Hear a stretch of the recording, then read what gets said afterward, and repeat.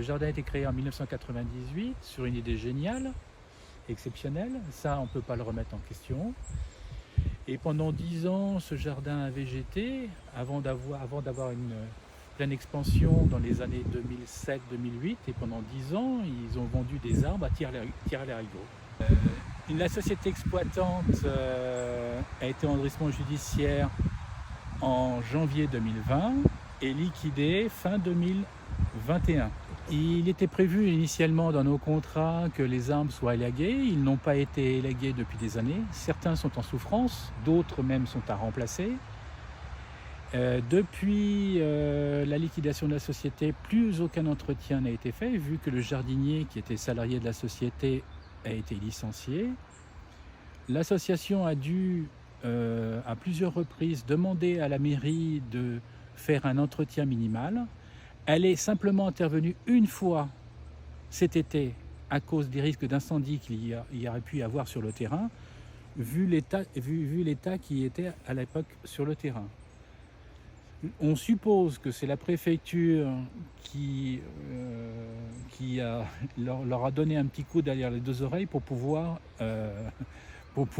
avancer. Nous sommes obligés d'aller devant les tribunaux pour pouvoir avancer les choses, vu que la mairie ne bouge pas trop, que les propriétaires non plus, que les gérants font la sourde oreille. Voilà, on en est en attente de tout règlement judiciaire. Et comme tout règlement judiciaire, c'est long. Voilà. Que ça redevienne comme c'était à une époque avant, c'est-à-dire une gestion. Alors que ce soit géré par qui, ça c'est le point d'interrogation. Tout ce qu'on demande, c'est que ce terrain, le terrain lui-même, qui est la propriété de la famille Fito, revienne dans les mains de la mairie. Après, pour l'organisation de la gestion, c'est autre chose. C'est à voir. Mais initialement, ce qu'on demande, c'est ça déjà. Reconnaître que, tout le monde reconnaisse que ce terrain, c'est un cimetière privé, non religieux, ouvert. Voilà. Et ça, c'est déjà une première demande. Et on voudrait une demande écrite de tout ça. Oui, il faut expliquer. Enfin, ce qu'il faudrait dire, c'est que ce n'est que l'application de la loi de 2008. Oui. C'est point barre. Oui. C'est vraiment c'est le simple respect de la loi de 2008 qui doit s'appliquer. Il y avait 5 ans pour que le terrain soit régularisé et revienne dans le giron public. Depuis 2013, ça devrait être le cas. Ce n'est pas le cas.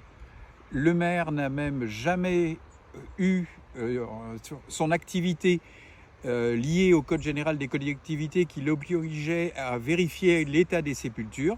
Il aurait dû le faire, il ne l'a pas fait.